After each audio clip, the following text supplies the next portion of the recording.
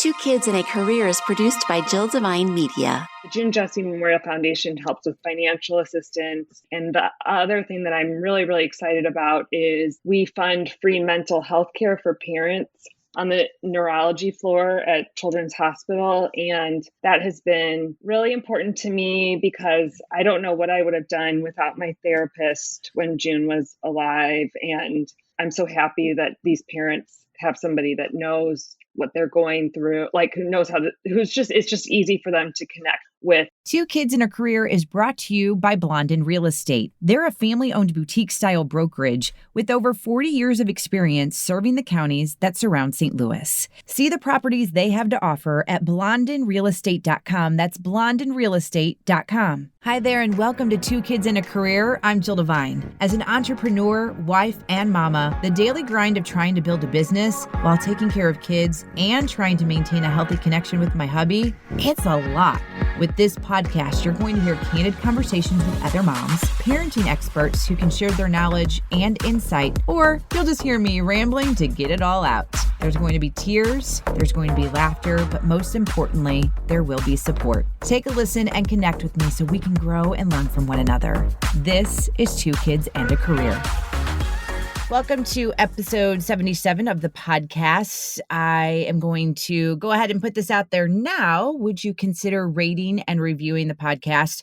One thing that I've learned about the podcasting world, and it's a continuous education process, that when a podcast gets rated and reviewed on the platform that you choose, that means the probability of it getting into the hands of people that don't know about it is higher. And it's so super important to get this podcast in the hands of others for specific topics like what we're going to talk about today. But let me first introduce my guest. As you know, at the end of every episode, I have the Supermom shout out. And I feel like maybe this is the first, I'm going to have to go back, but I think this is my first Supermom that was nominated, that got the shout out. And now she's a guest on the podcast. Let me welcome Genny Jessee to the podcast. Hello.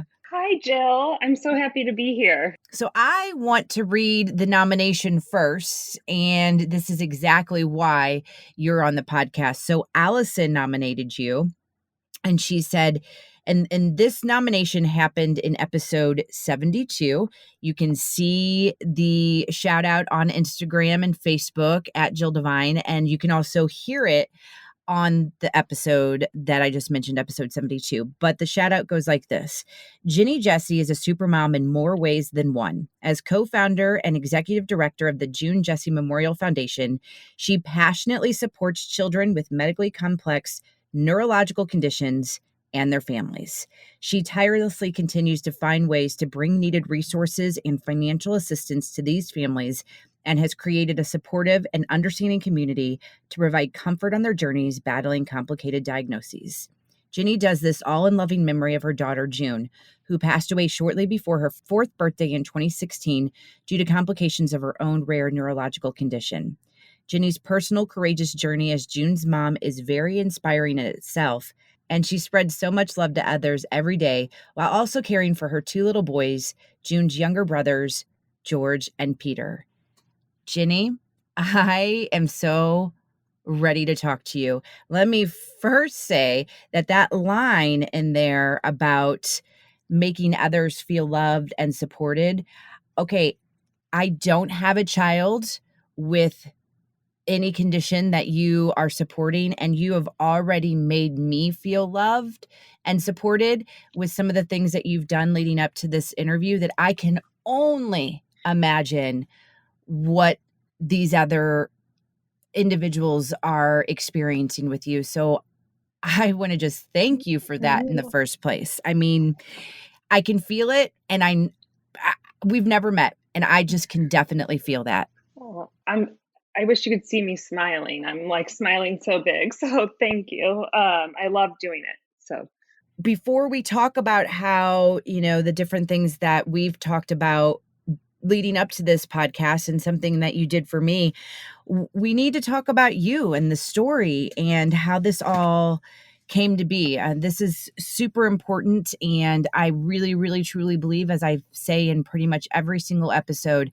one person will be affected by this, at least one person. And whether that person is the direct caregiver of a child or they know someone, this information is going to be invaluable. So let's start at the beginning. Well, it's kind of a long and complicated story, but so I'll do my best to be, kind of succinct. But so I had a healthy pregnancy. June was late. She was actually like a little over a week late, and I still had to be induced, and there were no signs that anything was going to be wrong with her health. But that all changed. She didn't pass the newborn hearing screening at the hospital. So the next day, after she was born at night, and then the next day, they told me, oh, she didn't pass the newborn hearing screening, but she probably has fluid in her ears. It's no big deal. We'll test her again tomorrow. And then they tested her again. And then they said she didn't pass again, but still probably not a big deal.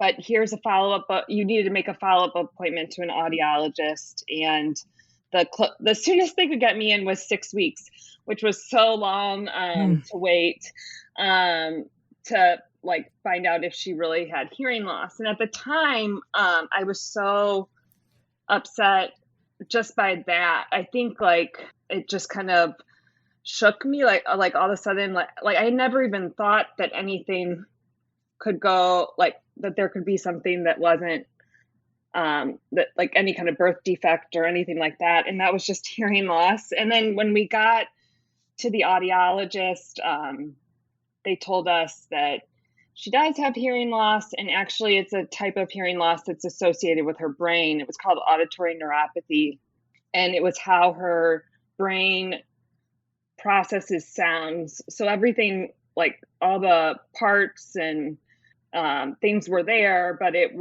her brain wasn't interpreting it correctly. And I remember saying to the ENT, the doctor, saying, well, if that's wrong, how do we know there's nothing else wrong with her brain?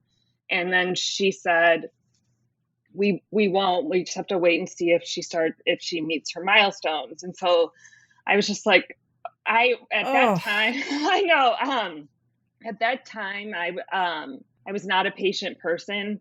I didn't like to wait, and I needed to know answers right away. So being told that, I was kind of like, "What do you mean we just have to wait?" And so we went home, and meanwhile, then then you're dealing with all the hormones of just being a new mom anyway, and a first-time mom, and then just scared. And I felt so, I don't think I've ever felt so alone in my life, because I had never known anyone who had a child with a disability or anything like that. And so at that time, it felt like it was just happening to us. Now I know so many people, and I've heard so many different stories.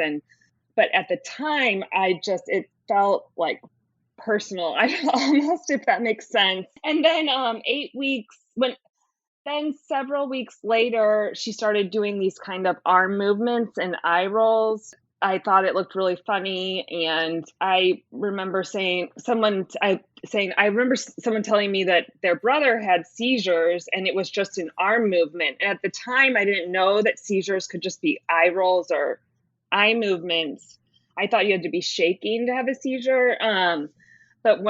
And I remember my friend telling me that, and June was doing that. And I remember calling the pediatrician and saying, I think she's having a seizure. And they were like, well, do you have seizures in your family? And I said, no, but I think this is a seizure. And they kind of dismissed me as a new mom and anxious. And so then I did end up taking her to the ER. And then they told me that, they also told me that it wasn't seizures, and that I was just new mom jitters and all this stuff. And they sent me home, and then she kept doing it and doing it. And finally I went back a week later, and I was like, this is not normal baby behavior. I know you're telling me it is. There's something wrong. and they like looked at her more extensively, and they told me, yes, she is having seizures, and it's actually the worst type of seizure you could have. Basically, it's called infantile spasms.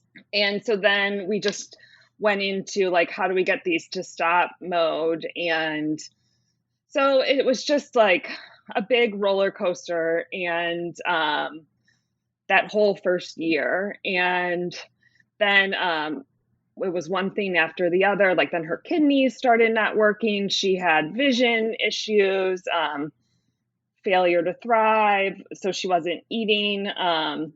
We moved to Colorado to try medical marijuana for her. Like it was an oil.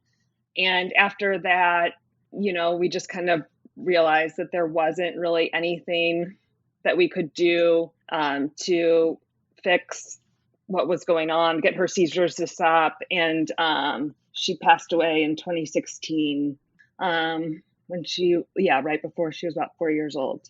During this time, was she, and maybe this is going to be a weird question because you were the first time mom, did she seem like a quote unquote normal child? Yes. At first, I mean, to me, she looked perfect and looked there. How there are some syndromes where there's genetic syndromes where there's like a look or, something, and so there wasn't anything like that. It became pretty obvious, when she was basically developmentally like a newborn baby her whole life. And when I say that, I mean like she didn't have head control. She couldn't take her hand. Like, let's say she wanted to pick up an object. She couldn't pick up an object and bring it to her mouth. She just didn't have any control over her body system, so nothing. So that's what I mean, like developmentally like that. So it became more obvious as she got older.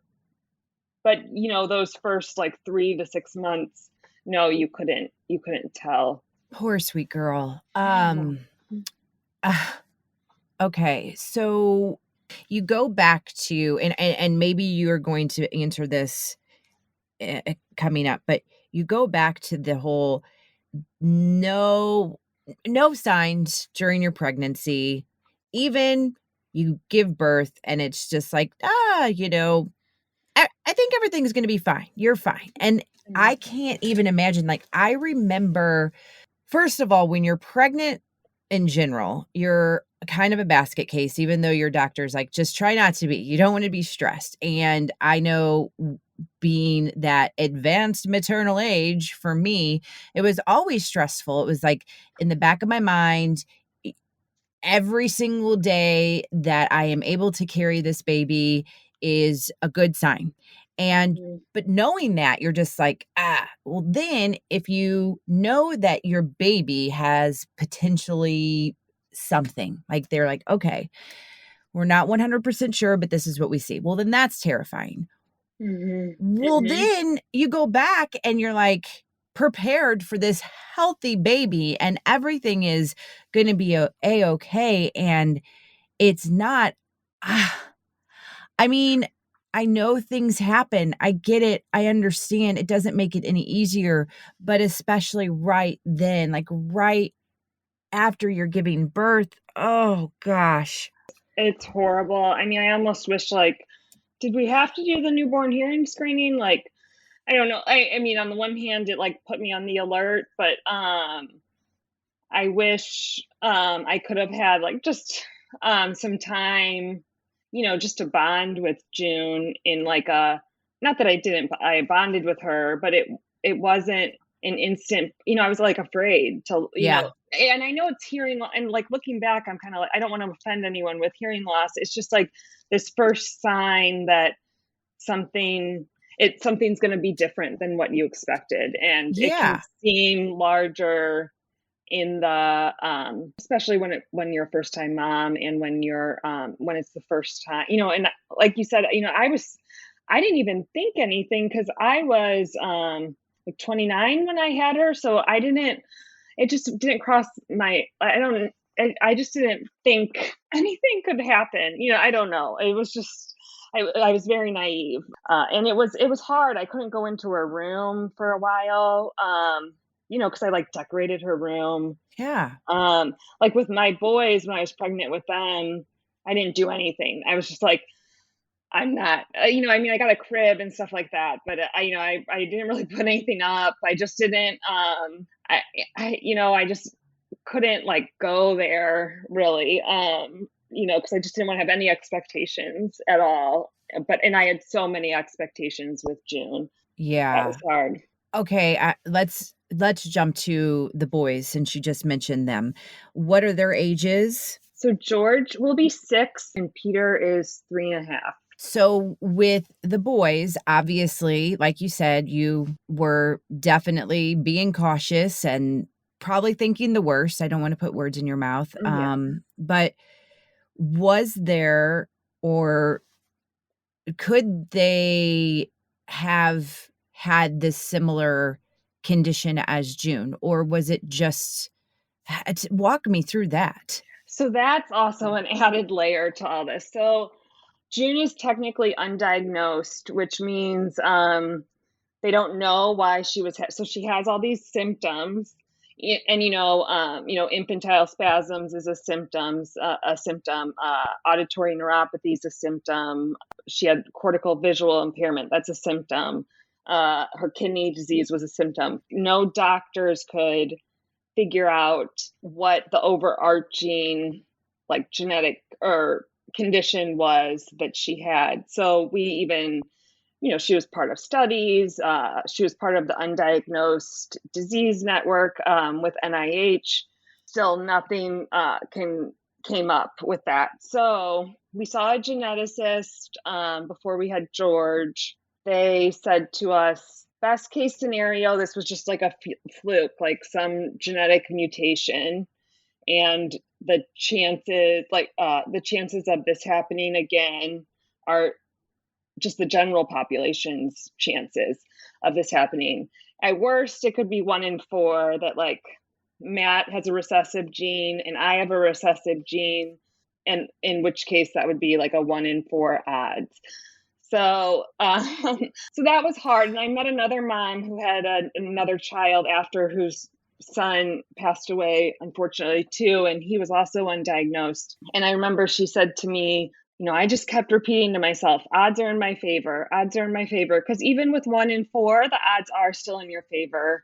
So that's kind of what I did. I knew I really wanted to have another child. I wanted to have another like healthy child. And obviously, if I had another child with the same condition that June had, I would love that child just as much as I love June. But, I wanted that to fulfill that dream too, to raise a healthy child. And so we just kind of took a leap of faith and did it. I'd like to hit pause for a second in this conversation with Genny to highlight 2 important features of Blonde in Real Estate. There are so many more, but these 2 right now, game changers in the real estate game. And we know that the real estate market is crazy right now. So with that being said, you need to know about a property before it hits the market, basically before it goes public. That's one of the top ways people are getting the property that they want. And Blonde in Real Estate has this technology for you to do so. You can get this weekly update where you learn about these properties first. So just go to their website, blondeinrealestate.com, to sign up for that weekly update. And again, this is one of the best ways to ensure that you are closer to getting what you want, because then when it goes to the public, it's just, game off is what I'd like to say. The other point that I want to highlight with Blonde in Real Estate, they are a proactive agency. So they're on top of the technology. They are on top of those current trends. They know what's happening. It's a fast-paced situation right now, and they get it done. blondeinrealestate.com, blondeinrealestate.com. All right, unpause. Back to the convo with Genny.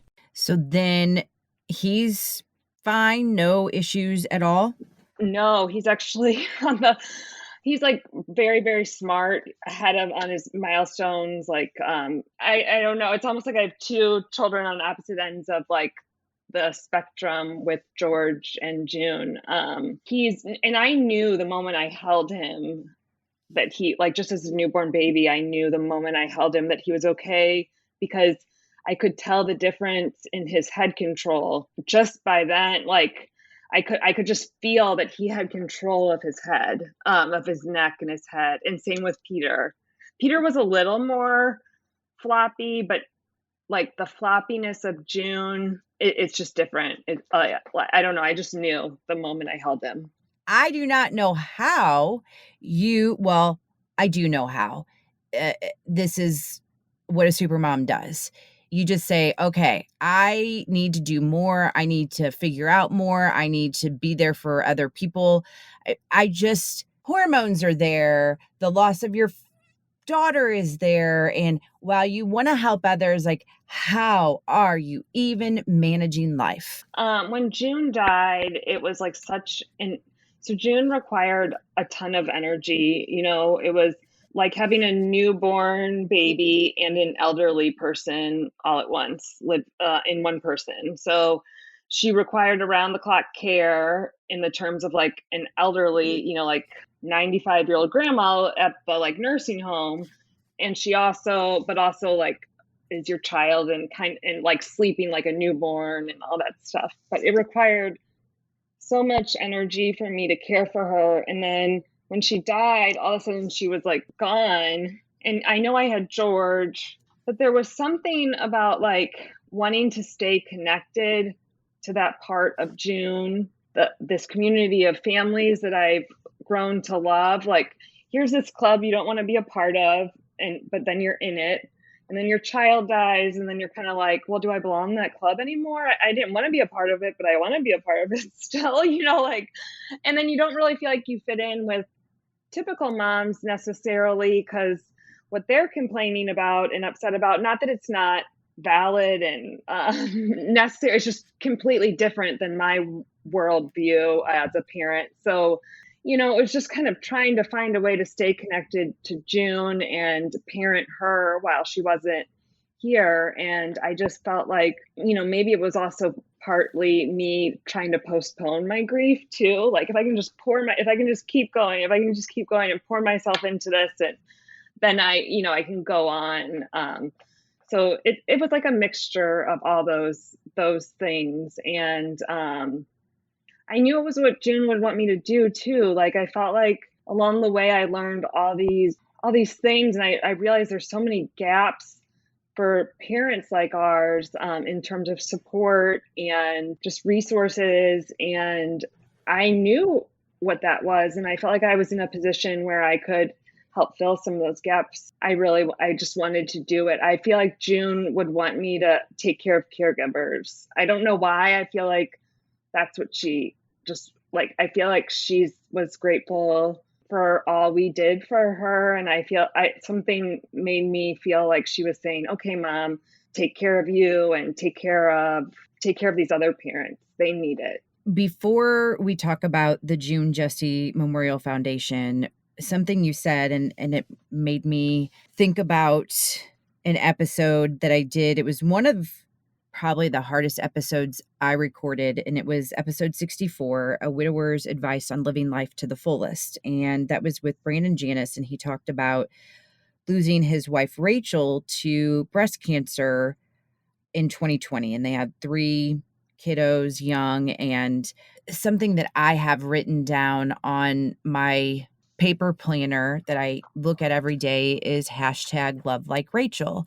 And it's a reminder to me to, like he said, just live life to the fullest. Like, if you just want to not get so upset over the little things, and also, just even with the kiddos, and you mentioned the having a different worldview as some other parents, and we'll just use me as the perfect example.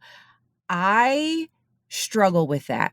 I can sit there and tell you and everybody else that I have the #LoveLikeRachel.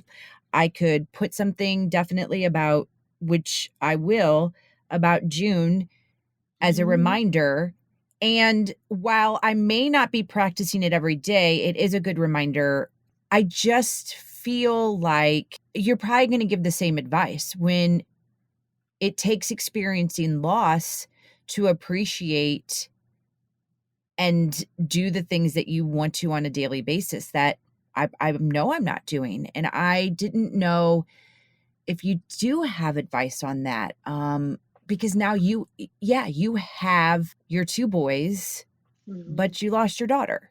And I have to, it's not just you. Sometimes, I feel like I get in it with them, and I have to remind myself of some of the lessons I learned with June about, one thing, this is going to sound kind of silly, like one thing June taught me was accepting limitations in yourself and in others, and not like, oh, I'm just going to accept it and move on, but just like be at peace with it and find ways to live life and have relationships with people or your family, even if it's not how you would necessarily want it to be. If that make like, I didn't want June to have these quote unquote limitations or disabilities, but I still found a way to love her and find joy with her. Obviously, have a relationship and joy and in our day-to-day lives just as best as we could. So like, I don't know, for example, Peter, we're working on potty training. He's struggling. I don't want to get too graphic, but he's struggling with like pooping on the potty. And for some reason, it's just like he wants to withhold it.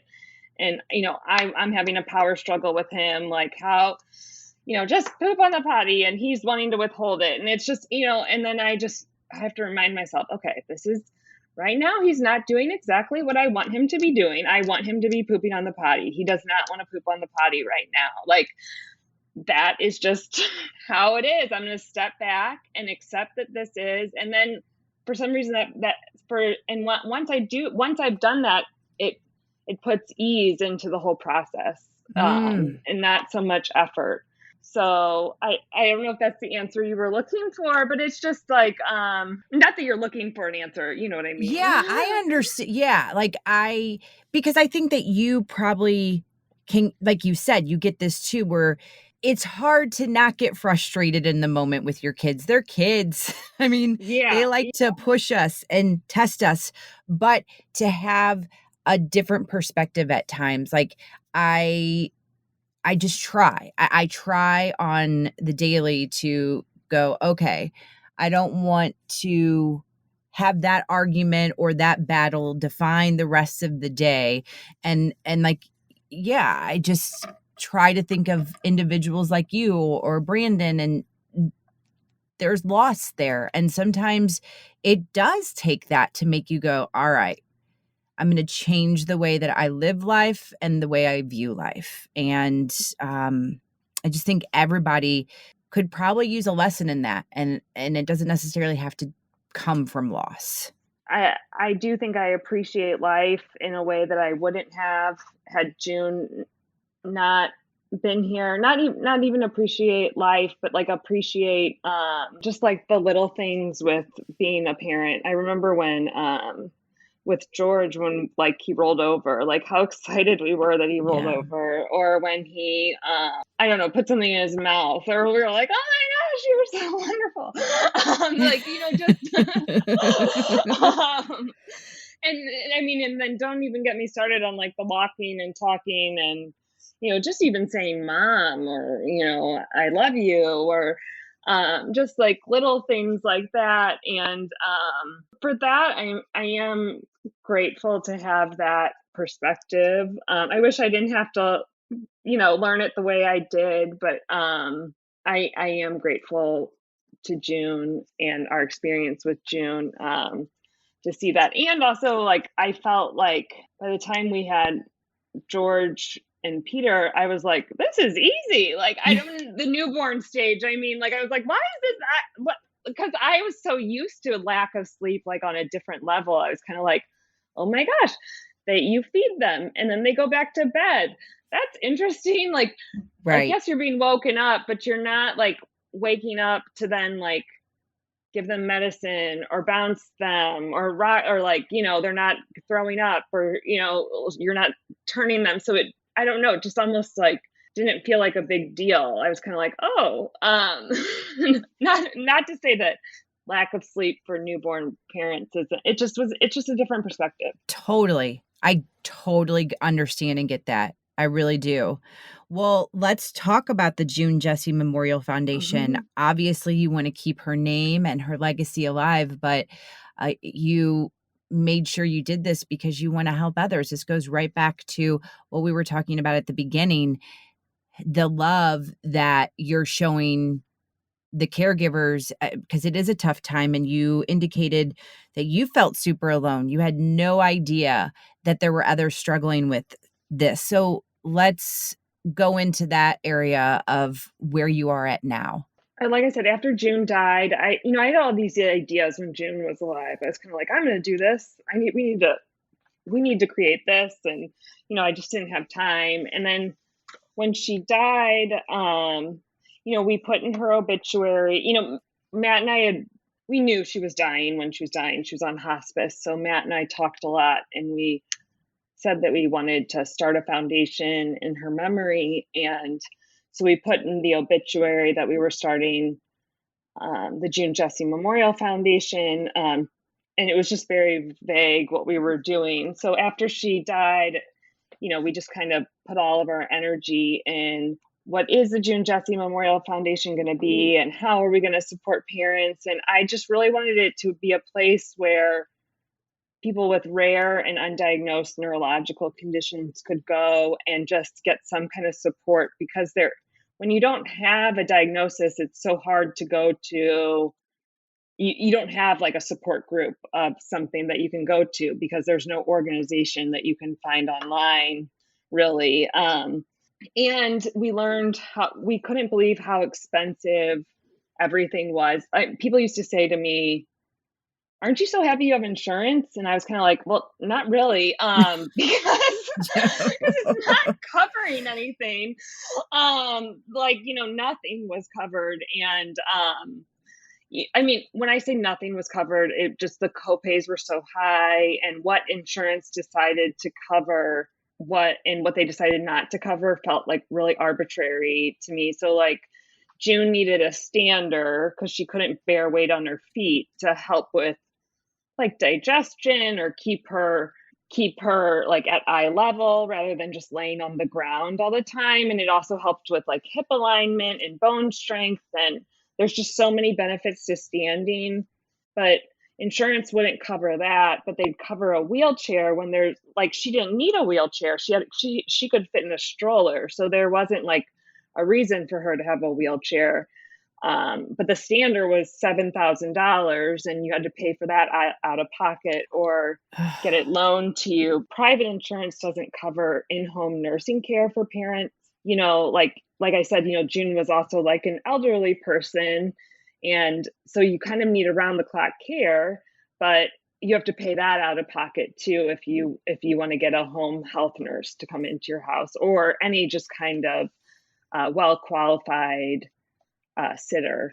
Let's say you have, two working parents who have pretty good jobs, and if they didn't have a child with complex needs, they'd be doing pretty well. But once you get a child with complex needs in there, it's going to be paycheck to paycheck pretty quickly. We had specialist visits. She saw 6 different specialists, like 3 times every 3 months. And, those are like $50 each. And then you have the medication on top of it. So it's, so anyway, the June Jessee Memorial Foundation helps with financial assistance.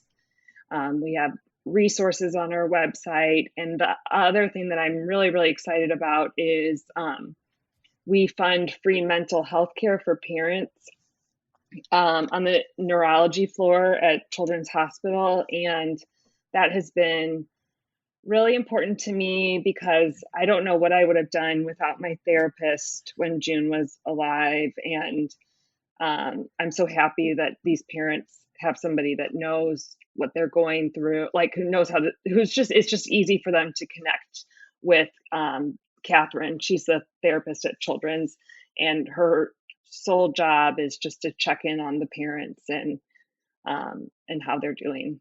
Once they go home, they can follow up and see her on a weekly or biweekly basis. It's been over Zoom now, but when things get back and running, they can do in-office visits. So it's not just if you're on the hospital floor. She can provide therapy for the parents ongoing. It sounds like Catherine is quite the gym, but my fear is that Catherine's going to get tapped out, and we need more people like Catherine.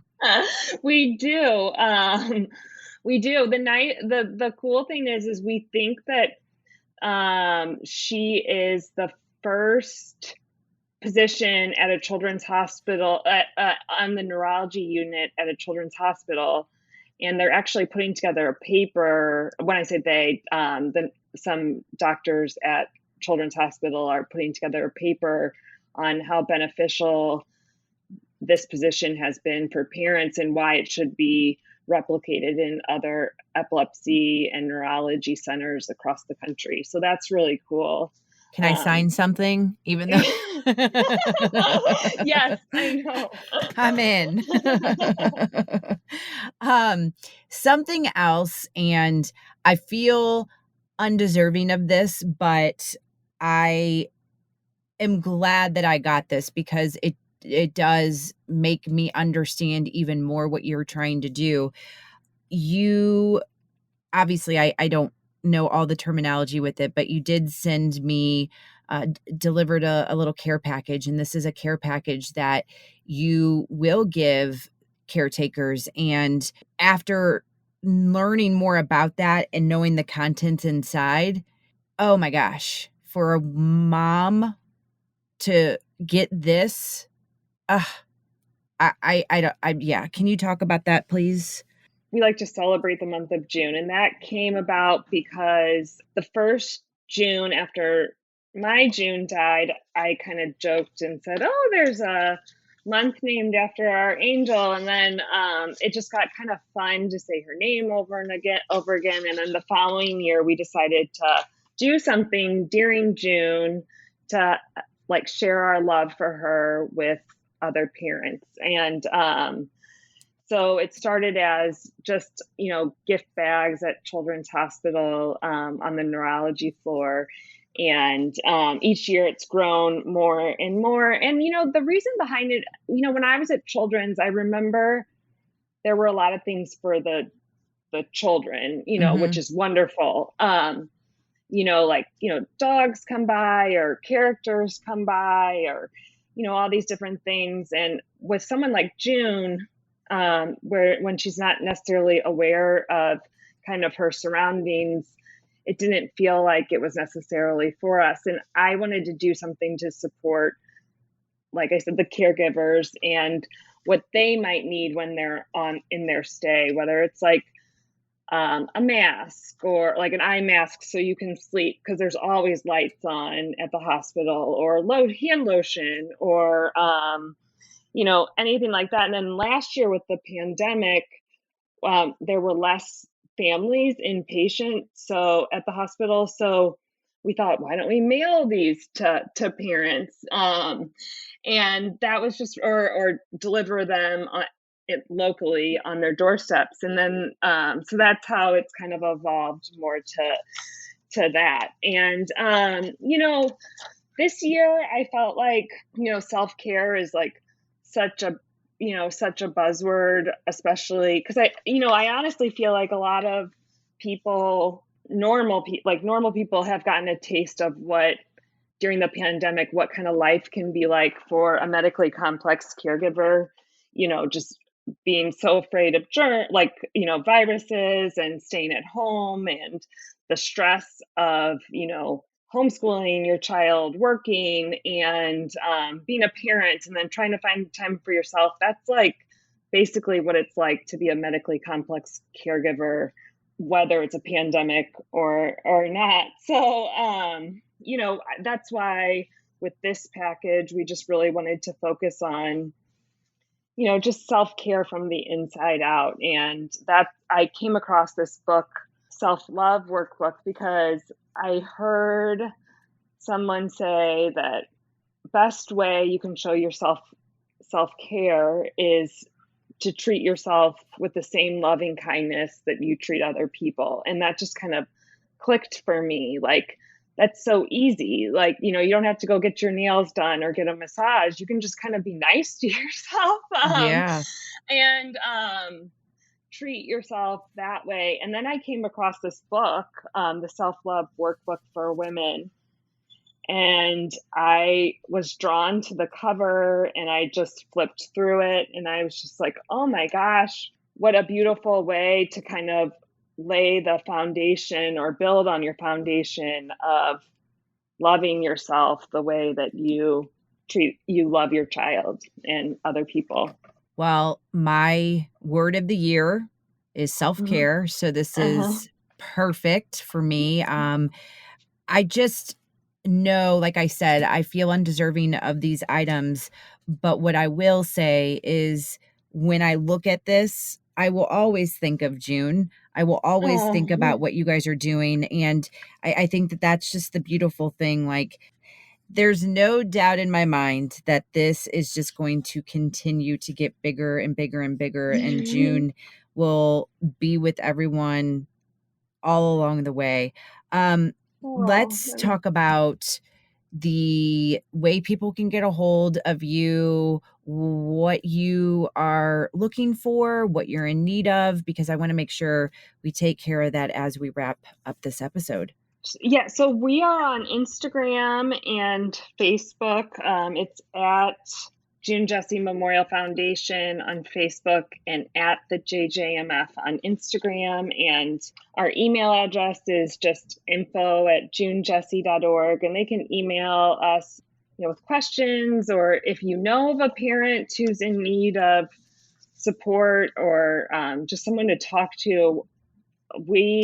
I, or some of the other parents that have gotten involved in the organization are always happy to connect with new parents, new moms, new dads. We started hosting our parents' nights out again. We had our first one in a year and a half on Tuesday at Katie's Pizza in Town and Country, and it was just so fun. And we talked, we commiserated, but we also just had a lot of fun. And in terms of what we need, if you're ever in-kind donations for some of these gift packages are great, or if you know of anyone who wants to sponsor any events or donate, I mean, every little bit counts. It could be $2, it could be $20 or $200. It all adds up. So anything is great. I'm glad you said that because I'm also that firm believer of every dollar counts, where Yes. some people don't think that, but it does. Like, you just don't know. And also just the in-kind sponsorship too. I mean, there are so many different amazing organizations in this area that would be perfect for this box. And I did want to mention, and I first learned about Sammy Soap not too long ago. I think I actually reached out to them, but this is a location in Kirkwood where it's a job creation for Yes. adults with intellectual disabilities. And now these individuals have like this opportunity to work and be Mm-hmm. included where they may not be included in other things. And I love that. And they are part of the little box that you delivered to. It's things like that. I mean, when you think about what impact you can make on people in so many different levels, just by like one little box or by Yes. $1, it really does make a difference. Yeah, I had one mom who at the parents' night told me last year when she got her care package at her doorstep because she wasn't expecting it. She's like, I just started crying because it made me feel so good and so thoughtful. And it just, it is so nice to just, sometimes just get like, that made me feel really good and warm my heart. And I was just like, but it does go such a long way. Like just to, like they're not expecting it, just to say like, here, we just want to brighten your day, and that's the other thing with June's foundation is, I couldn't cure her. I couldn't, quote unquote, fix her. And, unfortunately, I can't do that with these other parents' children, but I can do something to make their day just a little bit brighter. And I can offer them support, and I can do something nice for them. And, I just like to focus on what I can do and not what I can't do. Well, I will tell you again that it made me feel loved, and I am a mom to two healthy girls that I cannot take advantage of at all. Like, I need to always remember that. So I understand how this must feel for those other moms. I'd like to wrap up this conversation with something that struck me when I saw it. You like to have this certain quote that is associated with June and obviously the foundation. And so you found this quote from an author and you have it on a lot of your printed material. Would you share the quote and the reason why this quote really spoke to you? So it's a quote that says, "And since all this loveliness cannot be heaven, I know in my heart it is June." And this quote spoke to us during our first month of June celebration, because it just summed up what we wanted to do. We wanted to shower parents with love and kindness and joy.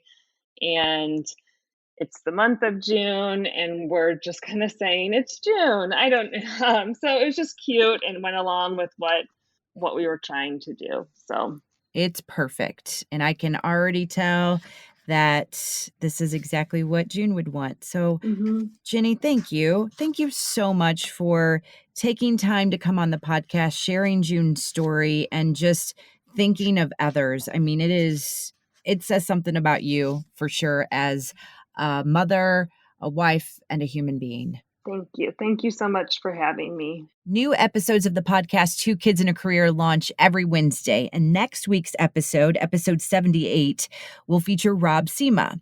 So Rob is the VP of the Missouri Pyrotechnics Association. And I thought with 4th of July right around the corner, it never hurts to talk fireworks safety, not only with the kiddos and with animals, but even adults. We need to be educated on this. And we're also going to talk about something pretty fun, the 16th annual Sky Wars Fireworks Championship. So tune in next week to get educated on all things fireworks just in time for 4th of July.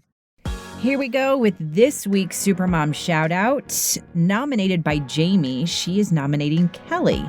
She said she is a dear friend who's been through a difficult few years. She continuously finds ways to better herself and be an example that her daughter can admire. She is her daughter's champion and will move heaven and earth to make sure her daughter knows how loved she is. She's a single mom that works full-time during the week and has taken on a second job on weekends helping with COVID vaccinations. All of this being said, the thing I most admire about her as a supermom is that she doesn't sweat the small stuff and makes time for lots of laughs, big, huge, bellowing laughs that are contagious that she inherited from her mother, Debbie, and that will now be forever ingrained within 3 generations. Kelly, I see you and I support you. You are going to be getting that special Supermom t-shirt from Addie's Way. And if you have a nomination, all you have to do is email me, hello@jilldevine.com. Just tell me her name, where she's from, and why you're nominating her. Or you can go to jilldevine.com and you can see all of the Supermoms that are there. And there's a nice little form that says everything that we need for the Supermom shout out. And then she'll get that shout out in an upcoming episode of Two Kids in a Career, along with social media shout outs. And again, that special shirt from Addie's Way. And before we wrap it up, I would just like to ask you if you would support the podcast by rating, reviewing, and subscribing to it on whatever platform you are using to listen to the podcast. I really appreciate the help and the support, and thanks for listening to Two Kids and a Career.